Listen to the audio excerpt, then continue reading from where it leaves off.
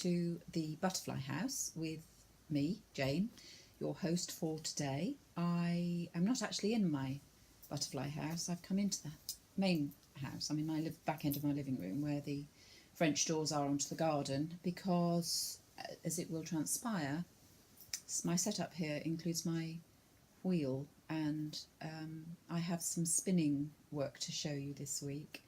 No sewing, which is where I keep all of that in the butterfly house, which tends to mean I set up there more. So this time I've decided to set up inside. The lighting, I'm hoping, is okay. You don't quite get so much reflection on my glasses, I've noticed. So we'll give it a go. You can find me on Ravelry, Pinterest, Instagram.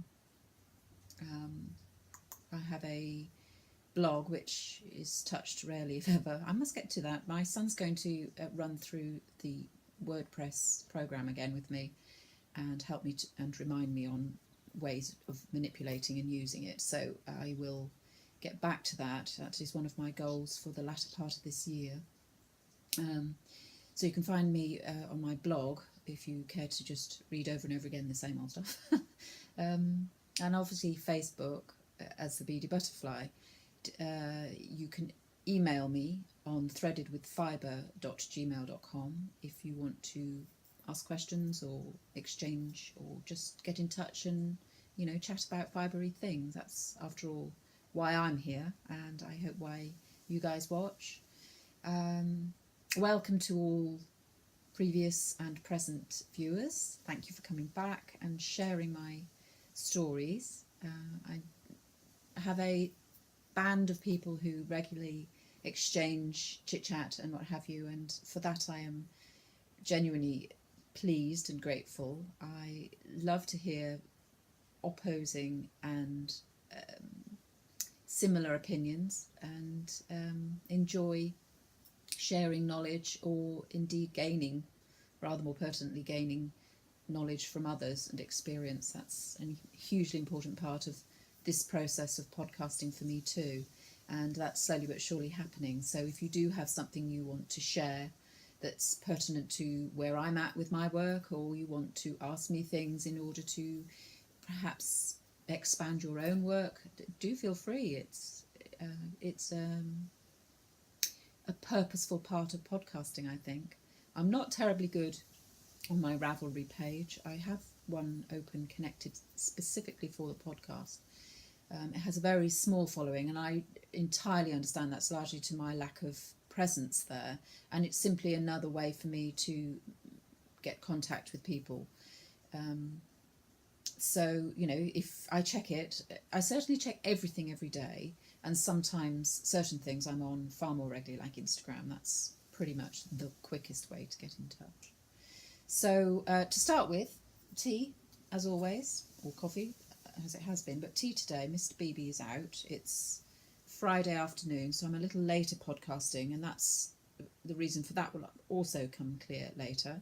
My tea is just a tea bag, and it's licorice and peppermint, the smell of which is delightful. And it's far too hot to drink right now, but it's there, ready and waiting, as you can see there. And we'll crack on with what we've got for today's podcast. I have no show notes, so I'm entirely ad hoc winging it, and I'm surrounded by everything I want to talk about, so hopefully I won't miss anything out. I don't have a did you know it for the end of the podcast today, but what I will do is I will put on the end a couple of little videos, one of which will be some spinning, and one of which will be one of my kids, probably my son, but it might be my daughter, running through some little things that they have taught one of our dogs, Willow. She's a highly trainable dog, and she's such a sweetie, and I know they'd love for you to see what it is that she can do. So I will put that on the end instead of a did you know. So let's crack on. We'll do a bit of a catch-up first, and there are a couple of things here which have barely changed. They've changed enough for you to see the purpose for why I'm I pick them as a pattern, but not change so much that you go, whoa, that's coming along nicely. So the first thing is my Julep beaded shawl, which is from a book on Kindle, and I might be able to pull it up. I have my other iPad here, so let's have a look. I showed it to you last week in its almost rawest form because I had barely touched it. I basically set the cast on up, if you remember. Now let's see if it's going to open. I don't think it's going to open at the page this time. Oh yes, it is. Ha, ha, ha. So it's from the Lace One Skein Wonders book, and this particular pattern is Julep's Beaded Shawl, designed by Meg Myers. So I will show you. That is said pattern. I can enlarge that picture for you, and it's knit from this upwards, so you cast on all your many stitches here. I do mean many, and you work your way up, reducing, so you end up with a lot less stitching, and obviously beaded. So let's see where we're at with that. Not very far. But this makes me smile when I take it out, because it has a multitude of stitch markers. It's all tangled up in its own little thread, as you can see. So let's just untangle that. It's because I shoved it back in the bag because I was interrupted. This has a major tangle around a stitch marker, which is of course one of the perils of many stitch markers. There we go, that's that one off. And they're all very kind of quirky so that they readily catch the yarn. There we are. So, how far have we got? Very, very little work. But what you can hopefully see is how the lacework is starting to form. It's quite small and fine lacework, and it's got lots of beads. If I go to an end, you'll start to see also, if you look on this edge here, these run all the way up the entire neckline of the shawl. So, and then you've got interspersed beads. So let's remind ourselves of what yarn I'm using. It's coming out really nicely. The way it cast on, it managed to keep that grey pretty much. It starts to darken off at this end, but it keeps up the grey along the whole of the bottom edge of the shawl. I don't know whether you can hear that. That's Django. They may come herring out, in which case I might have to pause because he's very loud. He has quite a voice on him, that young man. And there is a there's a dog next door that they have chats with. So the yarn I'm using is the Lang Mille Colori Socks and Lace, and it's a single ply, has a little bit of thick and thin, but not enough to interrupt the balance of the lace work. It's knitting up beautifully. It's quite soft. I wouldn't say it's the softest in the world, but I have used it before, and when you soak, it softens up really well. And the beads are Debbie Abraham's. Size 8 on this one because it's a lace weight. I often use size 6, but these are size 8 because it's quite a small lace pattern, and the beads are simply there to highlight and catch the colour, give it movement visually. So that's coming along not very well in terms of quantity, but I'm enjoying it. It's a really gentle lace work to do, nice and intuitive, shall we say. And the other one that is a catch-up, again has had a small amount of work, is the Begonia Swirl. I didn't have the picture to show you. It's a free pattern on Ravelry. Do look it up.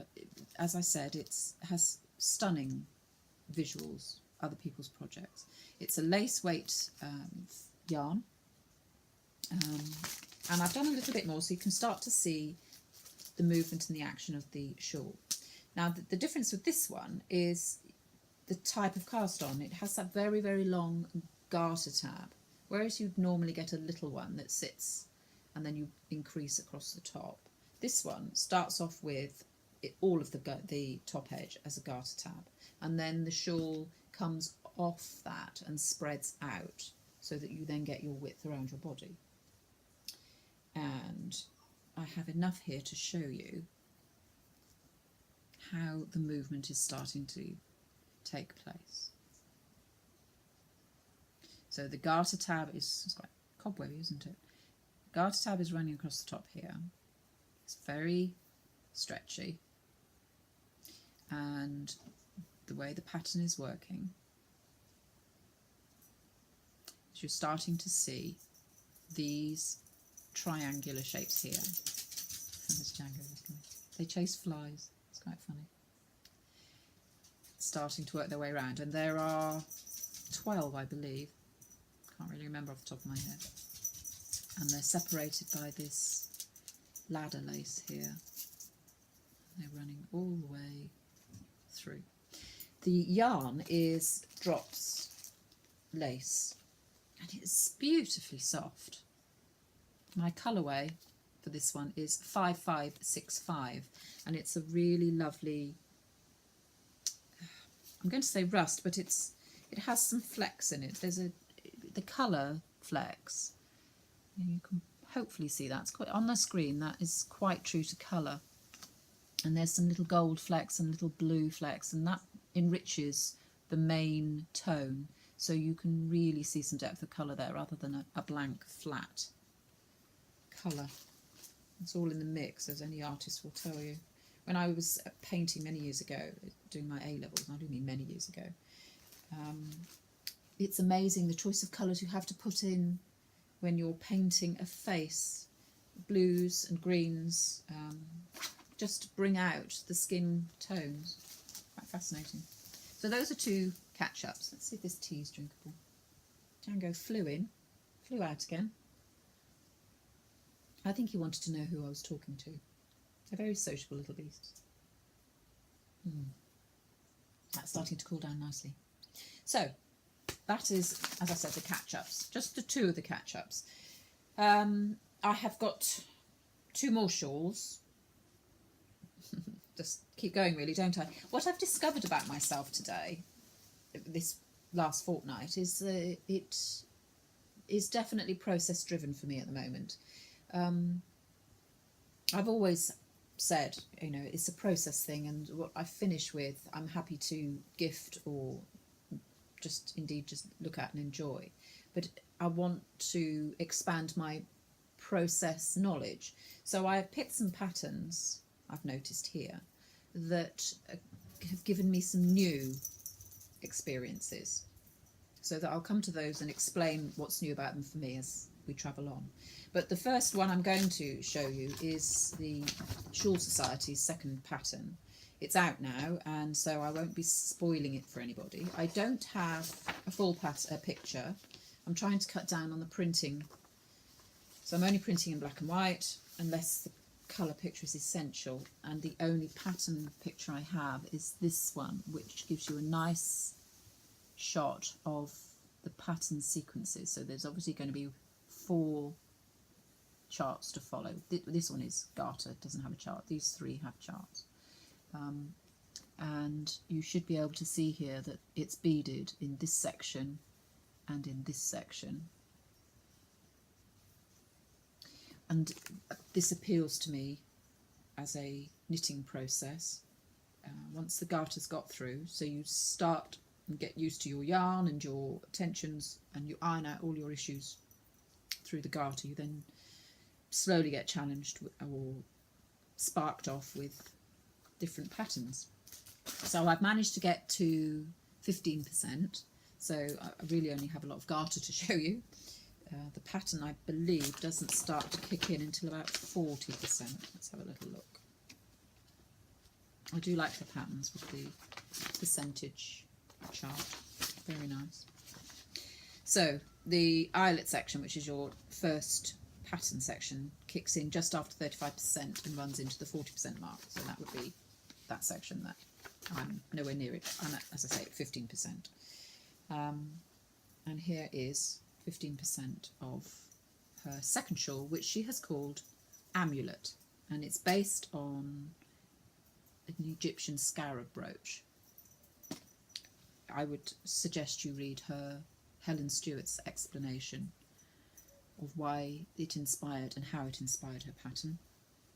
I believe it's something to do with the lace border, but I haven't thoroughly read it. I just want to crack on with the knitting. Garter stitch, what more can you say? That's the first section.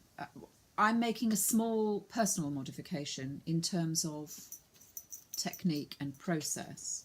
I'm totally following her pattern, her stitch counter, etc. But I don't know whether you'll be able to particularly pick it up. You can see what is effectively the garter tab. That's not strictly true, is it? Yes, it's the garter tab running across the top. And then you, as in with all standard shawl patterns, you have a yarn over and then proceed to go across to the other side. I do mine slightly differently, and I picked this up through working on the cardigan, which I will show you in a minute. When I come to my yarn over and I go to knit into it, instead of just knitting straight into the yarn over, and that gives you the very large eye hole, if you like, a bit like an eyelet hole here, nice and clear. And what you have when you block your shawl is the band across the top, then a series of eyelet holes, and then your pattern following down below. I knit into the back of my yarn over, and that just gives the yarn over hole a little bit more structure. Now I'm going to show you from the front side, because what also happens, right, so you literally can't see the yarn over at this point. When you block it, you will see the yarn over forming here, but it is not as large. And what happens is you end up with a stable line underneath the yarn over, from which your main shawl then comes off from. And it has just a very slight, I'm not going to say ridge because that implies more than there is, but it basically gives you a more solid line to work down from. And I rather like the effect, particularly on a yarn like this. On the cardigan, which I will show you shortly, it's not so clear to see because it's a lace weight and it's an unusual fibre. This is just your standard sock yarn, and so you can clearly see that rather more firm edge across the bottom, and the slightly smaller, it's not massively different, but slightly smaller yarn over holes there. And I like that about the shawl. It's just a different way of looking at something, I suppose. I do love her spine through the middle effect. I love that. The yarn I chose, this particular main colour, is Rowan Fine Art. Now somewhere I have read, I could be wrong, that the Rowan Fine Art is going to become discontinued. And Love Knitting, yeah, Love Knitting had a special reduction thing, and it was reduced, not massive reduction, but enough for me to buy a reasonable quantity. That's the dog just come in. So I picked one of their yarns for this pattern, and this is colour Chiff Chaff, which is a type of bird. They're made in South Africa. Beautiful, soft yarn. Highly recommend it. You can get your hands on it. You get 100 grams, gives you 400 metres, which is ample for this shawl. And as I say, the colour is Chiff Chaff. It is a 45% wool, 20% mohair, 25% polyamide, and 10% silk. So the wool, the mohair, and the silk combination gives you a really luxurious feel to this, and that's it in its cake form. And the complementary colour, which in the pattern is this and this. You can do it all in one colour. I've chosen to highlight the beaded sections. So I picked, and this is something I may change my mind on, simply because I'm not sure, it's just slightly heavier weight. However, I have picked a Knit Picks Stroll fingering weight in a mocha tonal, and 100 grams gives me well, 462 yards, which by comparison, this is 437 yards. So technically speaking, it shouldn't be thicker. I shall start with it and see how it goes. And if it looks bulky in the shawl, I shall tink back and pick something else. But this will show my bead choice up really nicely, because these beads sit on this yarn. And these are, again, Debbie Abraham, size 6 this time, slightly bigger because it's a thicker yarn. This size is recommended for 4-ply. I think that will sit nicely. I don't know how well you're going to see the colour of those beads. I'm going to tip a few out in my hand so you don't get the glare of the plastic bag. Probably end up all over the floor. Good job I'm inside. Right, let's see if I can show you. I'm not sure that I can. Waterfall them, maybe that'll... Nope! And that's about 4 gone on the floor. That has no effect for you whatsoever. And goes another one. That's the only problem with beads, is they're blooming irritating to work with. Put my finger like that. Just not going to see it. Anyway, there you go. Colour 56, and very pleased I am too with that choice. Hopefully it will do the pattern justice. Yeah, 15%. My palette, nice autumnal range. Slightly darker grey than I might normally pick, but not a problem with that. I shall have to go grubbing around the floor and pick up all those beads if the dog doesn't eat them. Quite funny.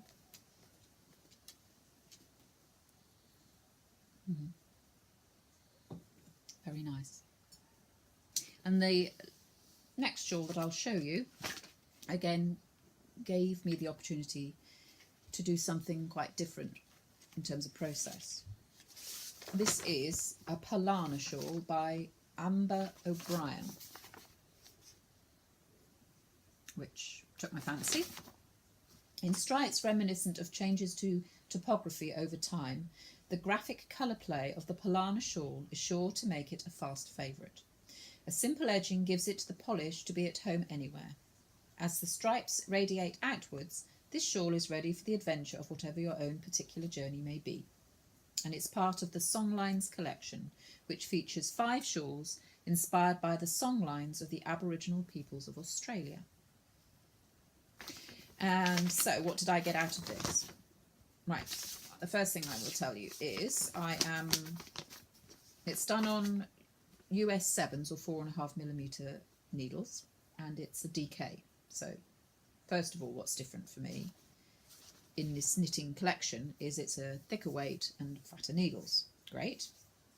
I picked Bergère de France Sonora, and I picked this because Love Knitting's reductions. It was a bargain, which I couldn't miss, and I picked the yarn first, and then having picked DK, realised I needed a DK pattern because I don't knit it very often.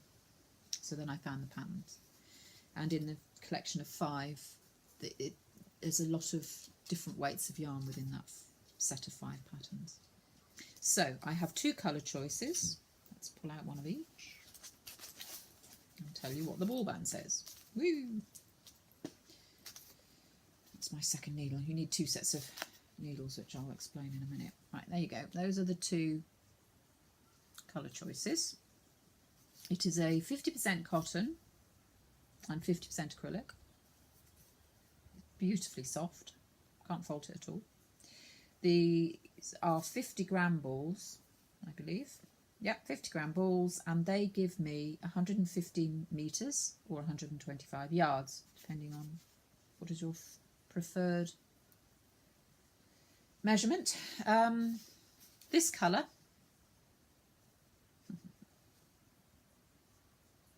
is, I have no idea. I'm going to show you that, and I'm guessing that somewhere in there is your colour, because if I put the other one up against it, it says something different, doesn't it? And there's the name, look. So that's Caverne and Eclat, white and beige, as I prefer to unromantically call it. Now this pattern First of all, the first thing that it did is it gave me a new cast-on method, which I personally have never used before, and which is now going to become my firm favourite for toe-up sock cast-on, and it's called the Turkish cast-on. So I dutifully looked it up on YouTube, where it recommends, and it's so unbelievably easy and very, very effective. Certainly on this weight yarn and these size needles. I can't recommend it highly enough. But I am looking forward to trying it out on a sock weight as well. So that was the first thing it taught me. It was a Turkish cast on. Great. And then the next thing was it gave me a brand new method of enlarging a shawl, shaping a shawl. So let me show you where I'm at. This is, there's your cast on line up the middle. And then you work stripe, and then back to the main colour, and then the white, and then so on and so on and so on, increasing obviously at the bottom. That's as much as I'm going to tell you. It's obvious from the screen what that does. I'm not going to tell you the ingredients of the recipe because you need to buy the pattern. It's a joy to knit. The yarn is very, very easy to use, incredibly easy to use, and it's a pleasure for such a heavy, it's not heavy, thick yarn and big needles. It flows, absolutely flows. There's no effort, doesn't make the hands tired. In fact, quite often it's the thing to go to release the tension from other work, particularly when I've been spinning. I'm really enjoying it. I like the effect of the white and the beige. Because it's cotton, for me, that's perfect, as you know, with my wool issues. Its weight, it's thick enough for it to carry through into a colder season, but equally it's light enough in colour that I could wear it over a t-shirt or whatever as a little bit of a cover-up against the sun or a summer breeze. So this is going to be a very useful combination. That's the amount of yarn that I have. 150 grams of each colour is more than enough with the yardage, meterage on each of these balls. I will be happy to keep showing you the progress of that. I'm absolutely loving this one. I love the fact that it taught me something new, and I like the fact that visually it's going to be something quite different in the collection. I'm using Addy needles, and I'm also using a Knit Pro 4.5 circular cable, because you need 2 for your Turkish cast on, and technically speaking it's easier as you start this U-shaped process to use 2 sets of circulars. Or if you had a very long cable, you could do a magic loop. I've now got to the point where I can shuffle around and only have to use 1 set of needles. So I'm enjoying that one a lot. I find that one very de-stressing on my achy hands. Been doing a lot of spinning.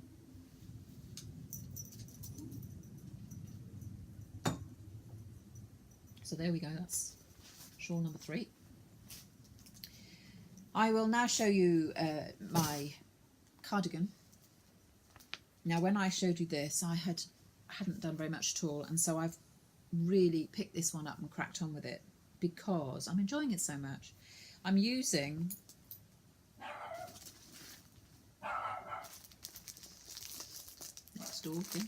I'm using Regia lace weight, and it's a very unusual yarn, really unusual yarn. So the pattern I'm doing, let's be more sensible about this, Jane, be more organised. It's the Talus cardigan. Talus.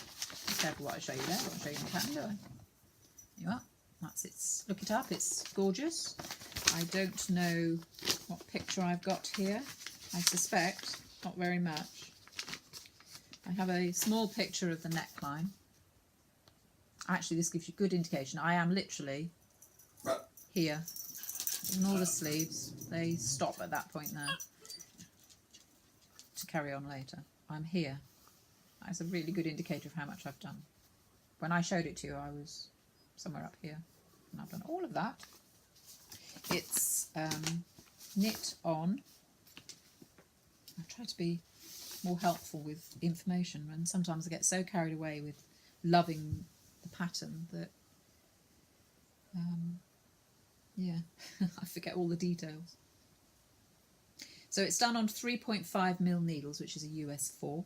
It recommends a light fingering lace weight, and as I say, I picked the Regia lace, and it's a very unusual yarn. See if I can find the label so I don't have to take that out of the plastic bag. I have plenty of it. In fact, I've got more than enough. So we are looking at 71% new wool and 29% polyamide.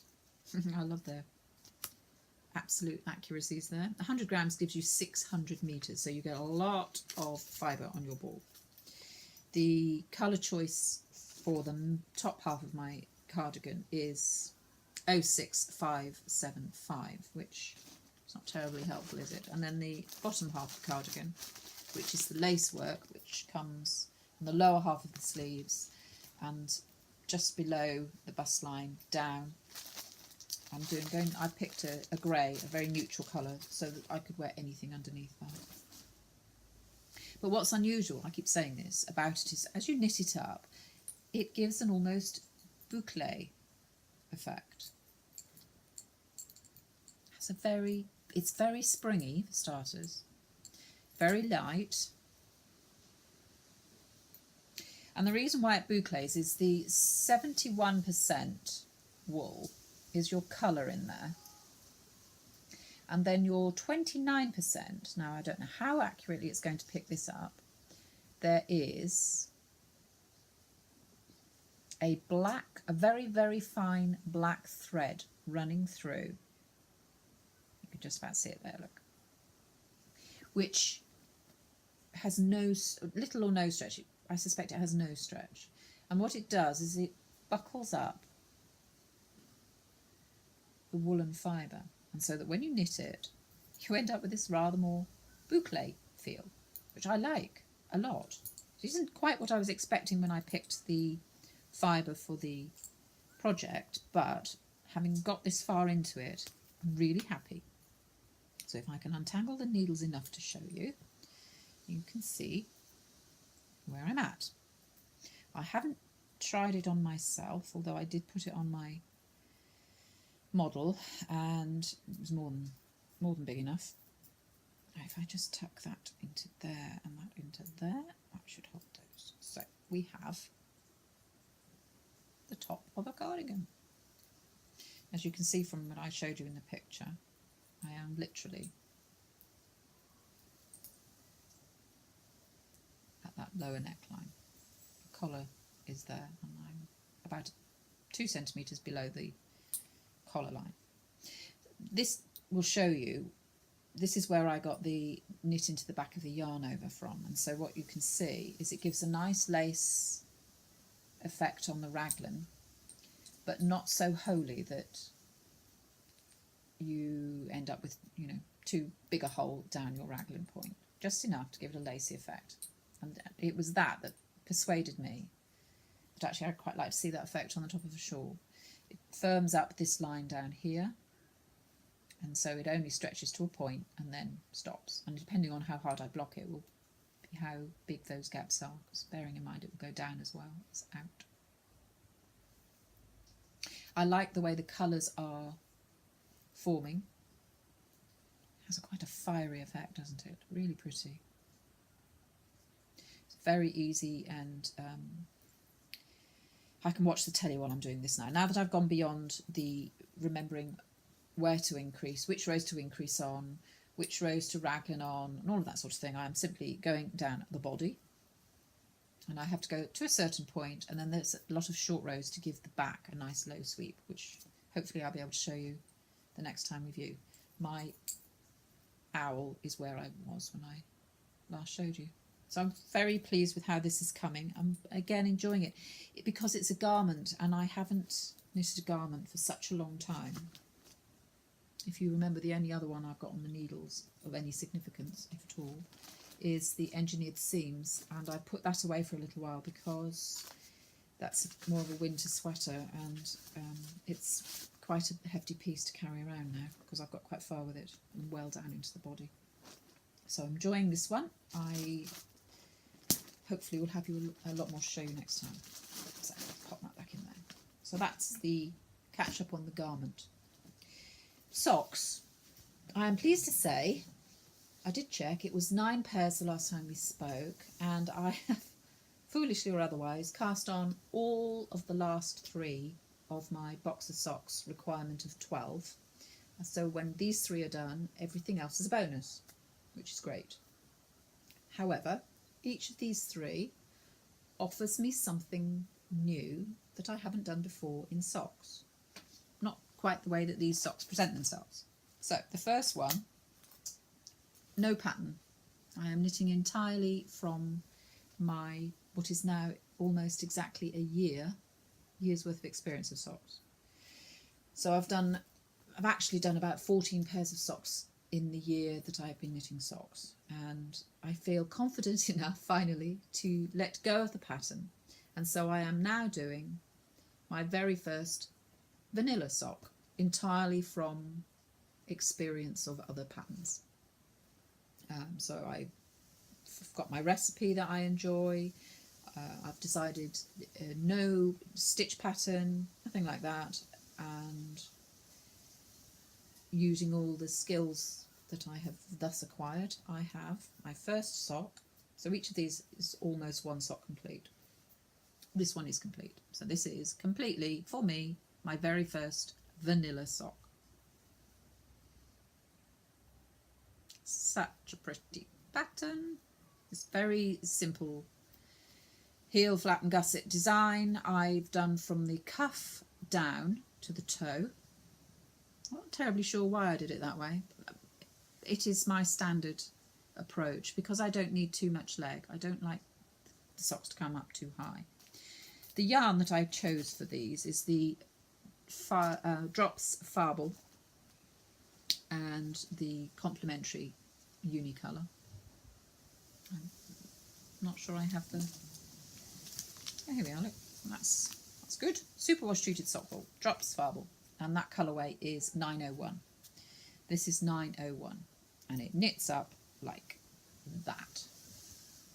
And my very first vanilla sock, and the contrasting colour, it's up like that. Very happy. One sock complete, another sock to do. Because I don't need a pattern, I can literally do it any old which way. In the car, anywhere. Don't go to the cinema, so I'm doing it in the cinema. So that's my first of the 3.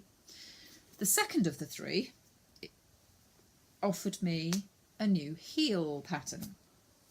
I found this on a sort of late night trawl of knitting sites. I went onto knitty.com and looked in all their sock pattern sites. So this is a free pattern, and it's called the Hat Heel Sock by Kathleen Sperling.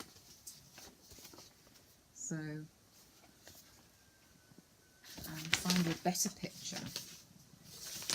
Here's the heel. You can see the heel shape in there. But this one encourages you to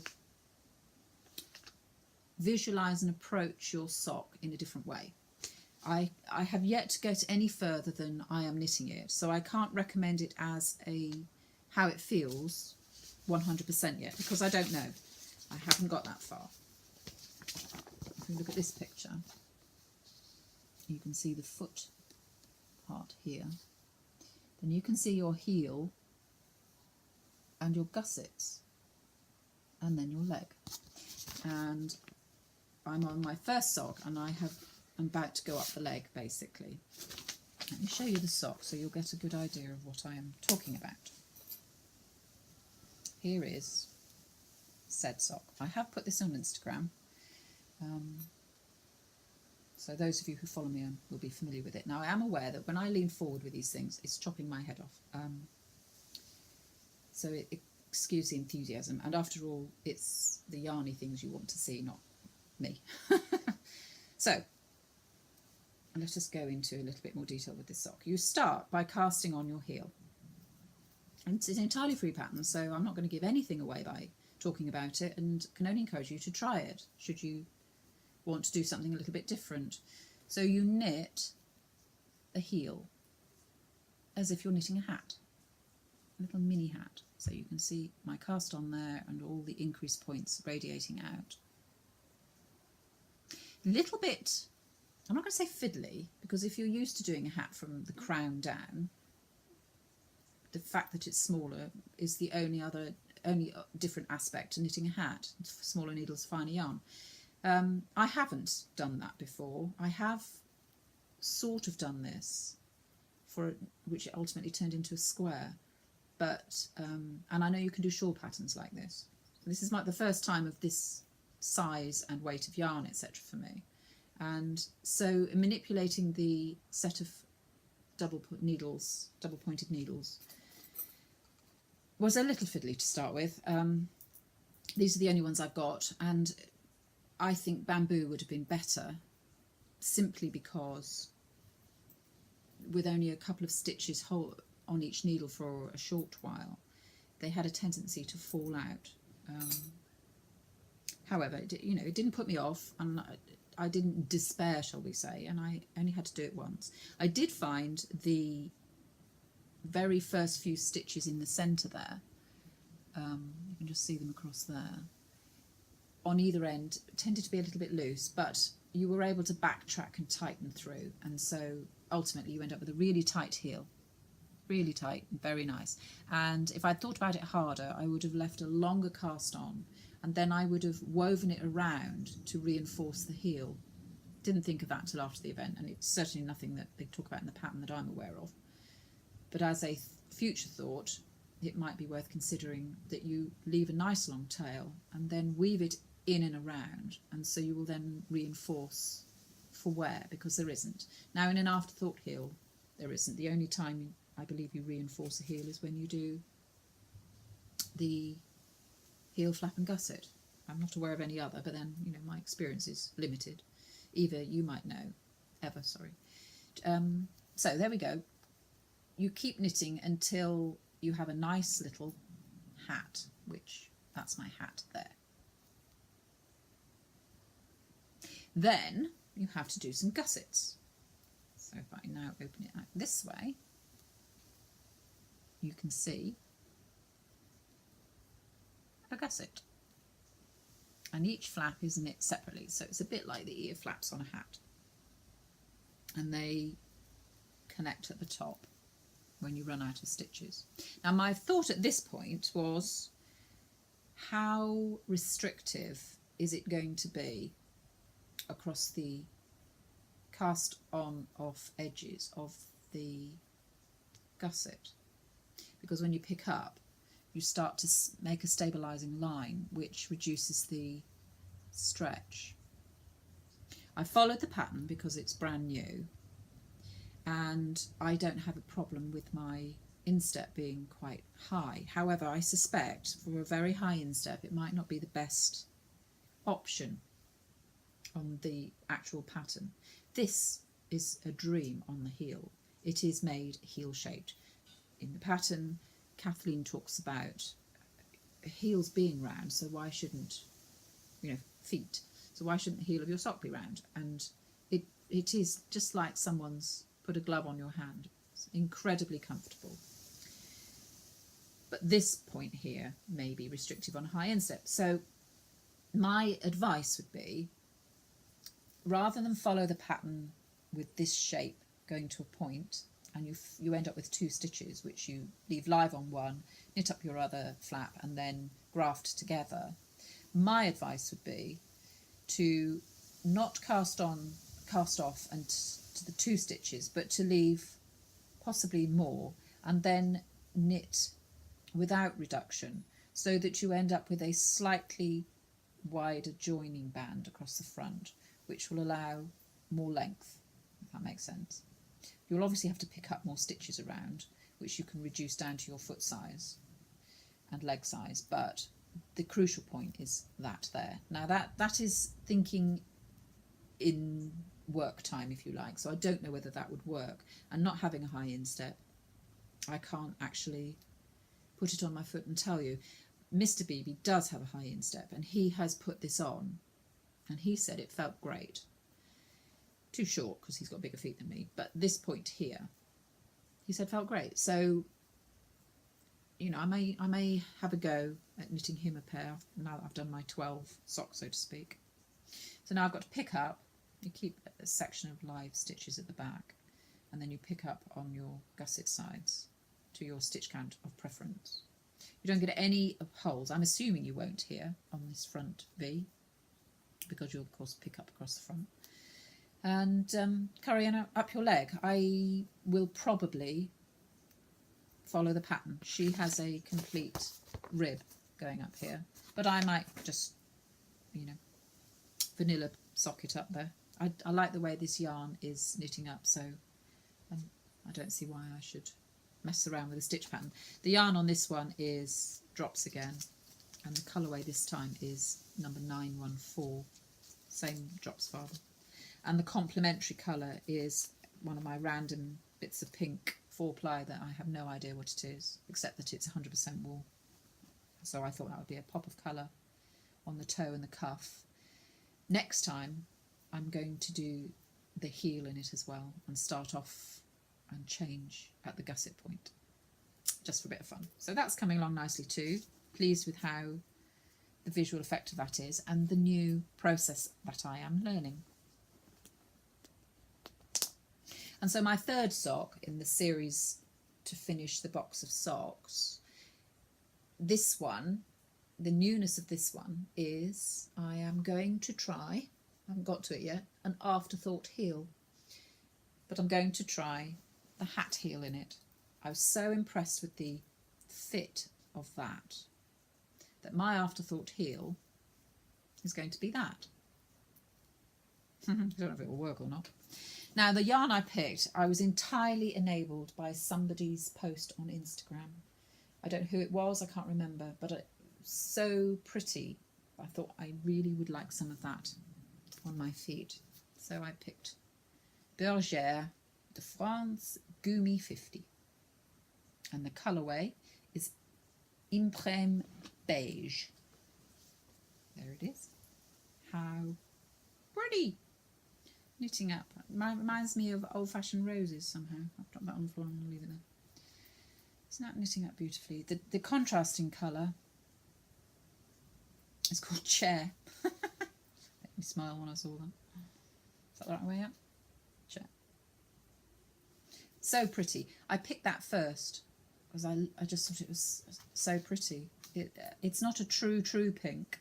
It's more pink on the screen than I'm seeing. It's slightly more apricot-y pink. It's not quite as pink as that. I suspect it's picking up the camera's picking up the pink in this and reflecting the colour mix. So there's a little bit more yellow in it than that. But I picked that first and then picked some patterns to go with it. Now that is for the contrasting heels, toes and cuffs. And that does me about 2 pairs of socks, a little bit left over. So I picked 2 contrasting colours. This is the first one of the Gumi 50. I'm knitting it toe down. Now I cast on here, I can't remember the cast on, but it's a standard toe down, toe up cast on. This is where the Turkish cast on will now be substituted. My problem with this was the 2 ends, you can still see them, leave 2 little loose stitches. One of them I can reduce because it's got the cast on thread to it, but the other one doesn't, and it's taken me ages. It was much bigger than that, and it's taken me ages to work my way back across to the end with the cast on thread and to tighten it up by just working it through. Well, you all know how to do that. But with the Turkish cast on, certainly on the shawl, it didn't appear to do that. So I'm going to, with the other sock, I'm going to do a Turkish cast on and see the difference and show you the difference. And the toe shape I've kept slightly wider. So rather than quickly cast on and then slowly cast on. I have slowly cast on throughout, so I've got a bit more of a curve rather than that more tapered toe. Then, of course, the colour changes happen on the core, on the side, so you don't get the stagger showing front or back. The colour change on, not this one happens across the sole, so you can see the stagger as you contrast colour. Let's pull that stitch closed with the thread. So you end up with a stagger there. Luckily it's on the sole of the foot, but you don't get that with this one because you join at the side. And then what I will try to do is I will try to do matching socks with this, find the point at which it started and match them. So my intention is to knit a tube and then put an afterthought heel in, no waste yarn, because having never done them before, I'm not actually sure how you measure. So if any, this is a good point at which maybe some interaction with you guys is going to help me. How do you know where to put your afterthought heel? What's the measurement on your own foot that you make in order to know where to cut through into your tube? So I've got lots of time for you to tell me that, because I've obviously got to have to work my way out. My plan is to use every scrap of this yarn on my sock, which is why I did a toe up, so I can use half the wool on one sock and then half on the other. So that's the plan on that one. And then the other choice I got was this one, knowing that this would do 2 pairs of socks. I of course needed a second ball of wool. So this one I have picked is Ampri Rose, colour 04 I would imagine. It's obviously much darker, but it still has some of those tonal pinks that this will pull out. So a darker version. The mix on this, 50 grams gives you 215 metres or 230 yards, and it's a 75% virgin wool and 25% polyamide. It's nice and soft and squishy. It feels like it's a hard wearing sock yarn, so although it is soft, it's not cloud soft. I wouldn't put it in the cloud soft category, but it's softer than opal, so marginally softer than the drops as well. They're quite comparable. So I'm looking forward to that one as my bonus sock. Mr. Beebe liked that. He said, oh, I'd wear those, but he's not having them, they're mine. Anyway, I've got to experiment. But I did start with this one as my new process, as I started to use this little devil. And I call it a devil for every genuine reason. The 9-inch. My goodness me, I don't know what it is about them. In theory, I love the whole concept of just knitting round and round and round and round and round. But my hands go, no, no, no, because I need, it's not so much my right working hand, it's my left hand. I need to be able to hold something. And because they're so tiny, you end up using a maximum of 3 fingers for English knitting. And I get a cramp down the side of my hand, on my left hand, because this section here is not doing anything, so I'm having to hold it and it gives me a cramp. So the left hand objects strongly. The right hand, my style of knitting, I think you may have glimpsed this when I was knitting something else, is to hold through the V of my thumb and forefinger. So if I just show you that. It's English style knitting, obviously, and I tension on my small finger, and my right needle sits in the V of my hand. I learnt this way through my grandmother, and I can knit other ways, but I can't knit without thought, if you like. I can't just instinctively knit any other way. I have to think about the process far more if I was knitting the other way. Now, with the 9-inch needles, you haven't got a needle to sit in the V. So there's where the needle stops, right where my thumb holds. So I'm literally just got a finger pinch on the needle, because of course all of that has a sock on it, so it's disappeared. So I could not do my comfortable, where my muscles relax, hold. So the next thing I tried was to do a hold more like Mina does, and she holds over the top of her needle and flicks with just her forefinger. Now I can do it, of course, because it's not dissimilar to my own style, but as you can see just by watching me, the flick, the tension changed slightly because I'm more tense about it, and the flick was not as smooth. Now I know how quickly Mina knits and how impressive it looks, and indeed is, because it's quite a coordinated movement. You have to keep this working yarn really short. So there we go, and that worked on a 9-inch needle because of course I'm holding over the top, so I can flick with one finger and hold over the top of the needle. However, because of the lack of flow in the knitting, I didn't like it very much. So then I tried continental, and my tension on continental is absolute rubbish. I'm very new to it. I can do it under sufferance, and working with a 9-inch needle, it is by far and away the best way to knit. But apart from the issues with my tension, the flow was again rubbish, and it was giving me a cramp. I'll just show you again with how the 9-inch needle sits in this. So with the 9-inch, of course, bearing in mind it's all very tight circles, I can pick at it. I'm just going to do a quick bit on this needle, which will be a bit bizarre.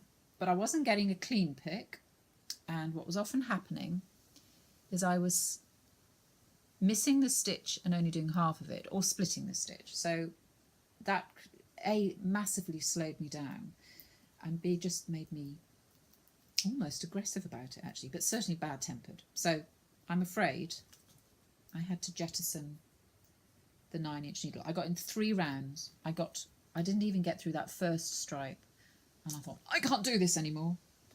So these 9 inches, I have 4 in different sizes. They are going to sit and collect dust, I'm afraid, because I just can't get to grips with them. I reckon if you first learnt to knit using those socks, it would be a piece of cake, I reckon. But not for me, so gone. And on that note, there's a couple more knitting patterns to share with you, but they start to bring me into spinning. So I'm going to take a short break, finish my tea because it's going cold, and then come back into it with my own yarns. So during that little nanosecond break for you, I've managed to finish my tea and pick up those beads that escaped. And I wanted to talk to you about the other activity that's taken up a lot of my time this week, and that's spinning. So to bring myself into the spinning, I'll just update you on the items that I was knitting using some of my own yarns. The Lefty shawl is on its last sort of segments, if you like. I'll pull it out and show you. I am on leaf 20. I'm just approaching leaf 23. So that means there are, including that one, there are 6 more leaves to do. And it's really looking very, very pretty. Let's turn it up this way.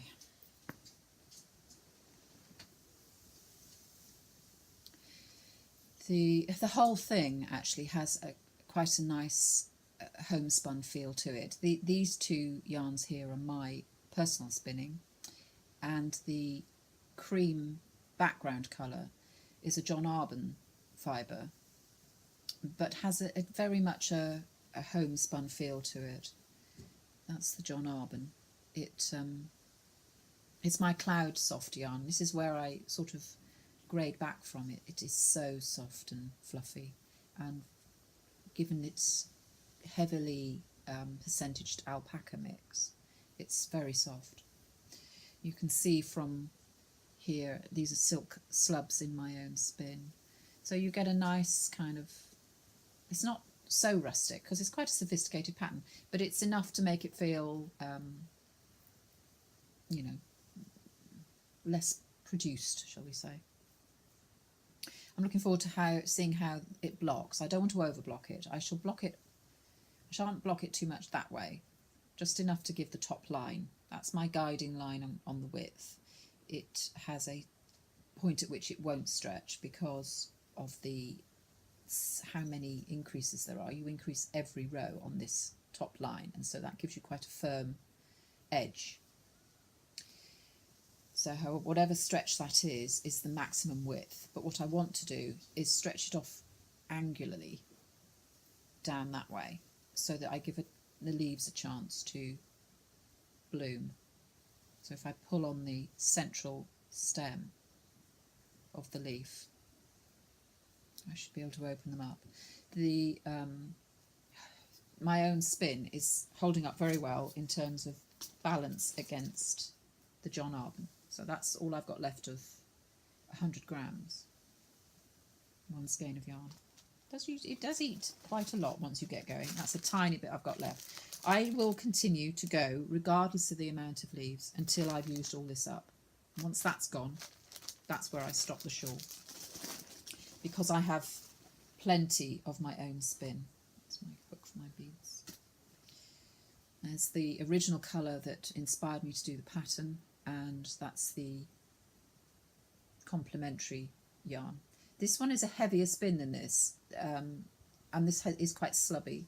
This only has the pink, the white and silk slubs come through now and again.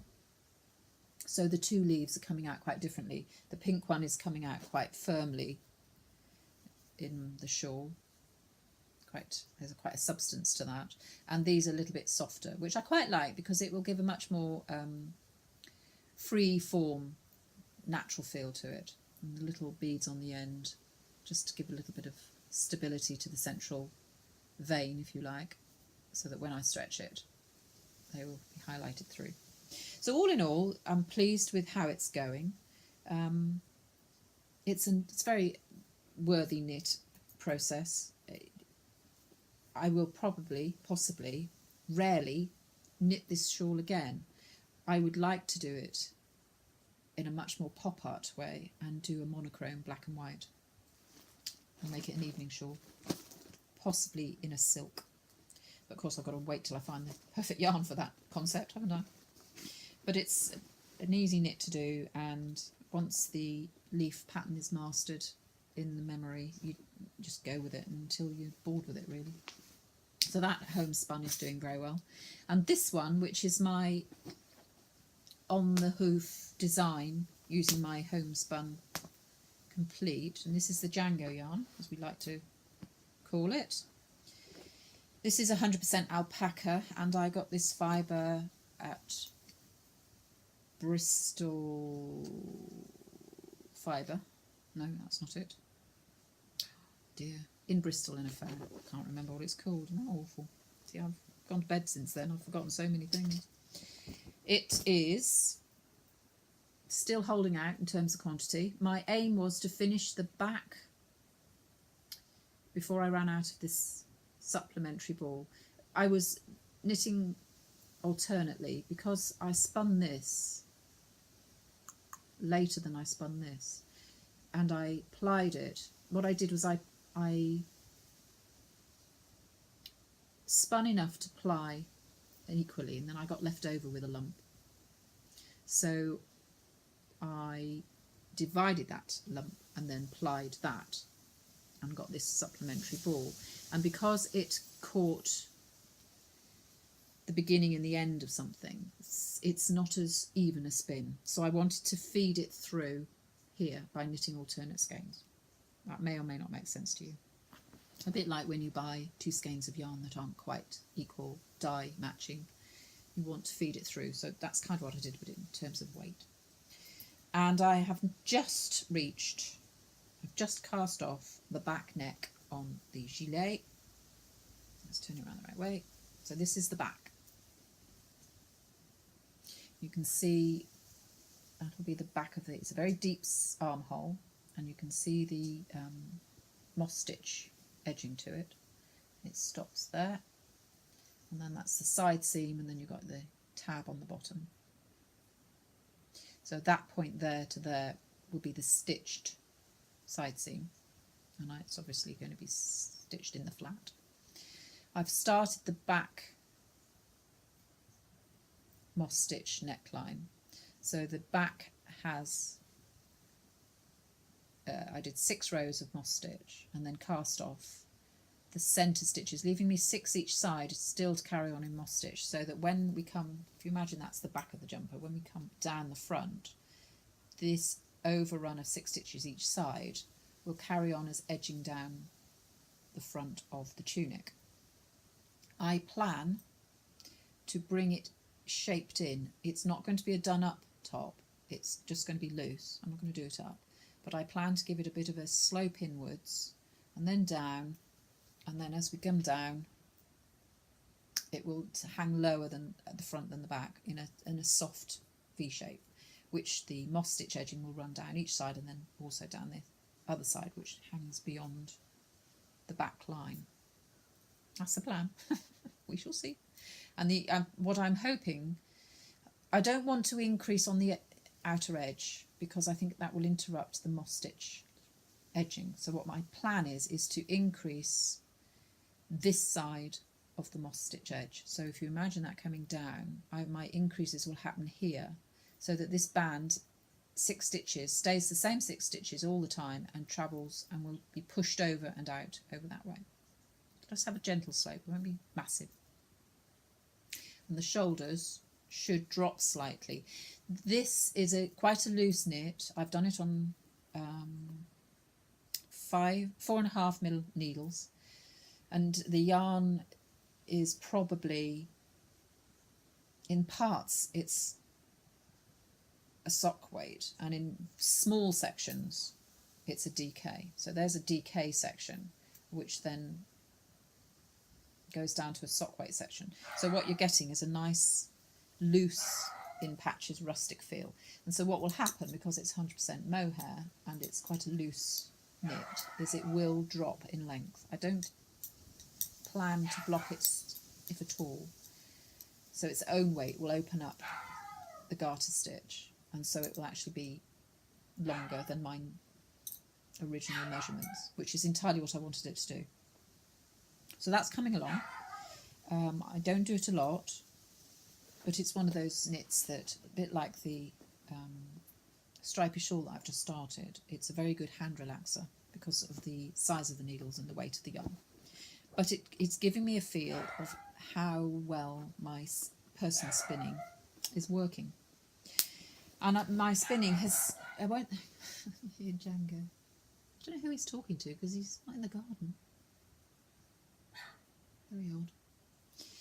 My spinning has taken over a little bit this last fortnight because it's the Tour de Fleece, and I watched it last year and I dipped into various forums covering the Tour de Fleece and a few podcasters, and at that stage I didn't have a wheel, I hadn't done any drop spindle work, nothing. I just thought, oh, that looks like fun. And it is actually what inspired me to start the spinning journey. And so I have done a fair amount of drop spindling, and indeed stuck with that for about 6 months, I would say. But it's a very slow process, and I was getting a bit impatient, really. So I hung around and watched eBay and did broke the cardinal rule, and I bought a second-hand wheel without looking at it and trying it. And thank the Lord, complete success. I have, next to me is my wheel, and it is fabulous. I haven't got a single issue with it. It's second-hand. It was owned by one owner, one careful driver, who barely used it, and when they sent it to me, it was all made up. All I had to do was put the wheel in, and away I went. And having done a little bit of spindle work first, it really set me up for understanding how to work my fibres. I wouldn't say that I have a traditional approach to spinning, because I haven't looked at YouTube, I haven't watched anybody, I just went ahead and did it. So knitting with my own spin, it's an interesting to see how that has developed. Now, in order to set myself up for, I'm just going to pause because it's falling off. So in order to get going with the Tour de Fleece, I had to clear my wheel. That's what I'm trying to say. And I had on there for quite some time a fibre that I bought from Hedgehog Fibres, and they had a clearance of some of their fibre collection, and this one was a mix of merino, camel and silk. There may be one other in there too, can't remember. But it had 25% silk, and silk is a really, really hard fibre to draft on spinning, I find. And I've found that from a couple of art bats that where they were quite heavily laden with silk slubs, and every time I came to them on the draw, I really had to work hard to separate the fibres. And because this has 25% silk in it, I find it a really, really hard spin to do, and it was very hard on my thumb, which, because I'm right-handed, I was drawing off with my right hand. And in the end I had to develop a technique of holding the yarn much higher up in my, let's see if I can show you, clunk, just drop something on the floor. So when I draw, I usually pinch quite firmly between my finger and my thumb on both hands, and so one set, my right hand, working hand, draws, and then my left hand anchors to prevent the spin from travelling down through the fibre. But what I was finding was that the effort to pinch and draw on this thumb, which is my arthritic thumb, was causing quite severe pain, and so I started to develop a habit of pinching much further down, so that I wasn't getting the angle on the joint. I was getting it was still pressing through, but I wasn't getting that angle and pressure through that joint. But the payback for that was not a very even spin. So in the end, I finished it, and I got it off the wheel the day before. So the 1st of July, I got this off the wheel and was able to start on the Saturday the 2nd with everybody else. But this is the fibre that I've just described. I do like it a lot. Its colour palette is really quite subtle. It's a very sort of minky grey and pinks, and there's a little bit darker burgundy in there, here and there. A lot of barber poling, but it gives you a good indication of A, my impatience, and B, my difficulties with the draw, because there's a lot of fat yarn, and then there's odd bits of skinny yarn. And having 25% silk, it's not very stretchy, it's quite firm. My ply is generally quite good. There's 1 or 2 spots of overply and 1 or 2 spots of underply, because I was getting impatient with it by then. So that's a little bit underply. It won't affect the knitting. And then if I find you, this is a section here where it's overplied, and it's overplied because it's much thinner. So what you're getting is a couple of kinks here and there. But it's, I think, perfectly usable yarn. What I intend to use it for is probably a cowl. I got 280 metres from it. Would have been more if I'd been more consistent with my draw. It smells delightful. It's very soft. Very, very, very, very, very soft. It's not hairy at all. I spun it worsted style. Straight off the... I arranged the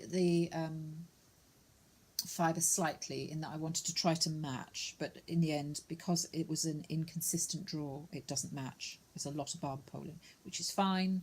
It creates a nice, interesting colour mix and will look great in a cowl.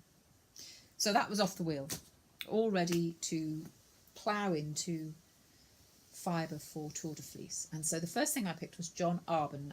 If you remember, I went to their open mill day, and when I bought the odd bits of yarn, I also bought three or four bags of fibre for spinning. And this particular one, my first one, is a mix of alpaca and merino, I believe. I've put it on Instagram, and I put it on my handspun page in Ravelry as well, so you can have all the details there. And so I did I bought 200 grams of fibre, and I've done my first 100. This is 5 hours worth of spinning. So I could have done this in a day. I didn't, because my hands just aching through there, and I needed to. That's why I've got that lovely easy knits, because it just opens up the muscle, releases the tension. But very, very happy with this. I've got 300 metres out of this one, so it's a much more consistent spin. Still slightly thicker than I would have liked, but nonetheless, I think I could get away with calling that a heavy fingering. It's slightly more than a sock weight, but not a DK, so whatever falls in between there. And it is quite consistent in its spin. It has more bounce to it. It's been washed and soaked and all that malarkey. It's quite relaxed now. It was a little bit over-plied, so it's lost most of that now. There's a little bit inside here that still has a slight kinky twist to it, but not very much, and that will certainly go when I cake it up. And the colours are rich and autumnal and firebrandy, and you're getting a more red version, actually. I'm sure it's to do with what I'm wearing. That's the door, excuse me. Well, that was a drama that could have been a crisis. And the neighbour banging on the door with one of our dogs. He had got through the fence into their back garden. Fortunately, their back garden is secure as well. As I said to you, I could hear Django barking, but I couldn't work out why I couldn't see him. Well, it's because he'd got next door. Anyway, I have barred them from the garden until we work out where the hole in the fence is. So I was talking about... What was I talking about? Oh yes, this fibre. The colour. Yeah, you're seeing... I'm going to take myself out, so hopefully it'll stop the pink reflection too much. It's a little bit better. It's really quite gingery fiery as opposed to pink, I think is what I'm trying to say. There's more ginger in it than red. So even spin. What I'm hoping to get from the Tour de Fleece is a smooth spinning experience. The more often I do it, because what I was doing before was I was having a good old crack and then not doing it for days and weeks, and then having another old crack, and so each time I sat down with the wheel I was having to sort of readjust and wriggle back into the rhythm and the smoothness of it. So I'm hoping that regular visits, daily visits if you like, whether it be for 15 minutes or for 45 minutes, which is my maximum really with my hands, every time I go to it I don't have to adjust into it and therefore get little sections in my spin which have lost the even spin on it. I hope that makes sense. So I was very pleased with where that went. Very happy that I got 300 metres in a 5-hour spin, if you like. I did that over 3 days. So all done and dusted on that one. And I've set up the wheel now doing fondant fibre sea glass. These are little fuzzlings. You can buy them in a bag of 100 grams. I believe it's 100 grams. And they come all nested up. So there was 6 in a packet. So I've split them 3 to 3. And I'm just spinning them off the fuzzling. I'm not fiddling with the colour anticipation. I'm just drawing. This is the last of one set. I've spun the other two, and I'm just literally drawing through and taking as it comes. What I'm hoping to do to add on to the end of this podcast, Mr. BB is going to film some of the spinning so that you can see my very much self-taught, ad hoc, inexperienced, but nonetheless very happy with approach to spinning. This is what I've got so far from the fondant fibre. It's a delightful spin. Very much, it's even easier than the John Arbon. Now I'm going to say it's even easier, but it's very possible that it's because of my regular visit to the wheel that it's feeling easier. The spin, the yarn that I'm getting is very, very, very consistent, as you can see. I will ply one to the other, so it'll be a 2-ply yarn, and I'm hoping the weight will be a sock yarn weight, and it won't be DK, and I'm fairly sure it won't be. It's lace weight as it is in a single ply. I could leave it in a single ply, but I don't really like knitting with single ply, to be honest. So I will look to plying it with itself, its other half. It's got stellina in this one. I'm not an overly sparkly person, and when bits drop out I'm quite happy about that, but it's just enough in there to work with the theme of the fibre, which of course is the sea, and so that's the sunlight reflecting. In terms of meterage, I'm hoping to break the 300 metre mark. 300 with the John Arbon, and the spin, although consistent, is quite thick, so I'm hoping to get about 350 metres from this. The extra 50, we'll see. That's my goal. And that I'm going to follow that one with some fibre. I will probably go back to John Arbon again. I've got a beautiful Angora, I think it's Angora, it might be mohair, in a cream. It's cloud soft. So I will share that with you when we do it. And what came from the spin, or rather complementary to the spin, I was contacted by a friend on Instagram, and she said, "Oh, Jane, I've got a chum here who has fleeces. Would you like some?" And I thought, I think I would like to get a fleece to do the process from beginning to end, possibly minus the dyeing, and to spin and leave in a natural colourway. Who knows? It depends on what I end up with. So I said, "Oh yes, please, I'd really like to get a hold of a fleece." So we rocked up to where this chap happened to be, and he has a flock of sheep locally.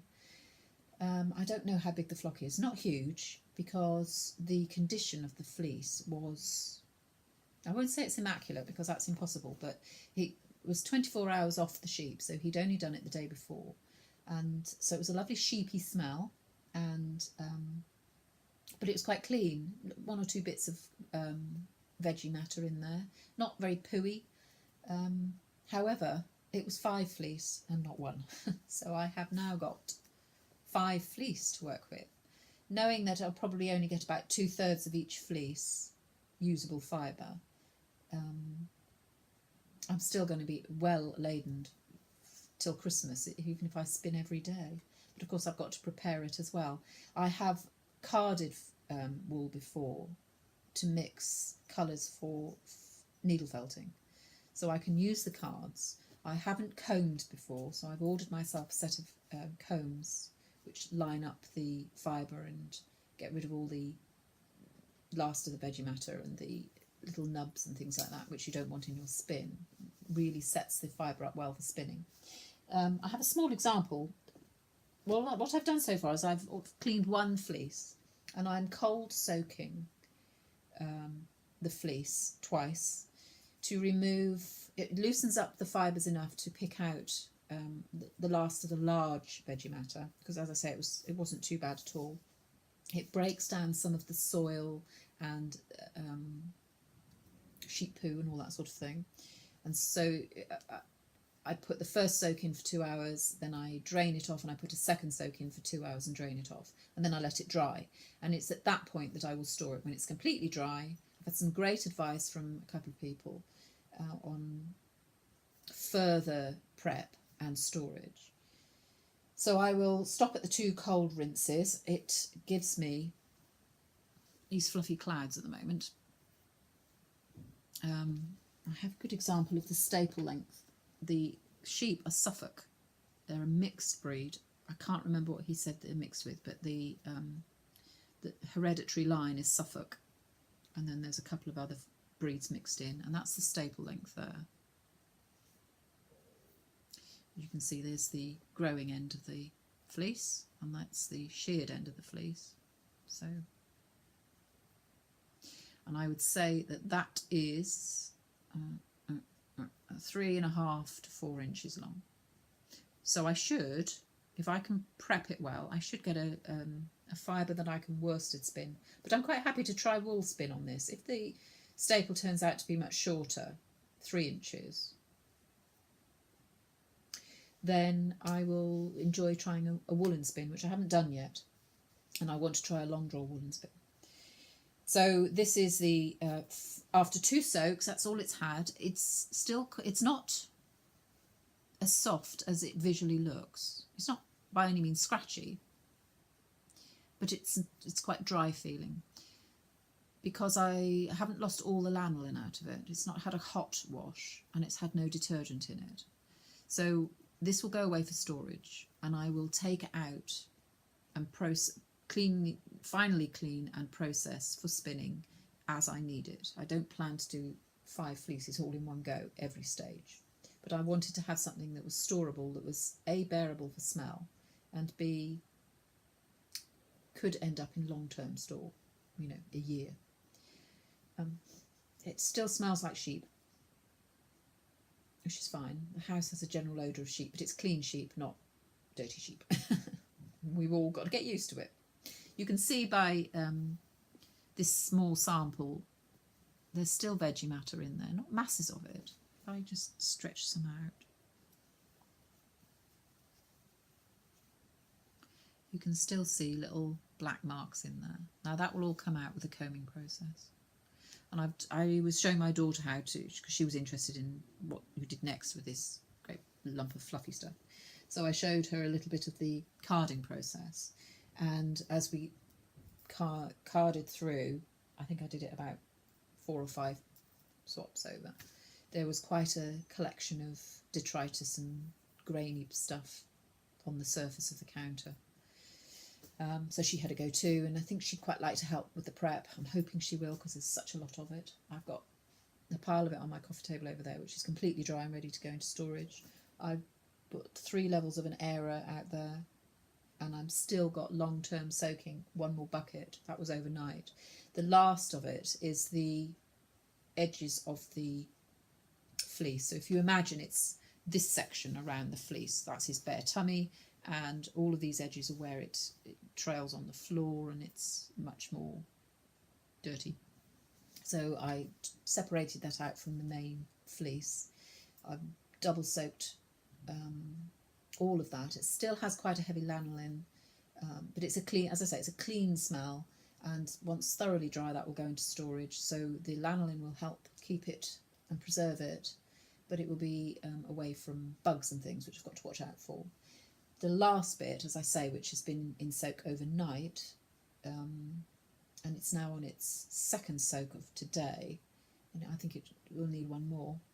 It really is quite grubby, and it may not be usable, but if I can get it clean enough, I will use it for stuffing and things like that. So I'm not going to waste it, as long as it's clean. So that will be quite a fun thing to share with you as we go along. I'm going to show you, I will document pictorially on Instagram, and I'm hoping that this will inspire me back to my blog, so I can talk to you about the process and the experience and the learning curves and all of that sort of thing, from sheep to sweater, effectively. Because I got it literally 24 hours after it came off the sheep, I am the first owner. I am the person responsible for turning a natural product into something worth. So that kind of draws it to a close, really. I will put on the end some spinning styles. I might include a little bit of the fleece out there, just some shots of it, or some little live action. It looks quite pretty at the moment, blowing in the breeze as it's draped all over my Era. And I look forward to seeing you in a fortnight's time. So on that note, I will say goodbye. I hope that you have a good fortnight and that your previous fortnight has given you all that you need and has made you happy. So until then, take care and see you soon.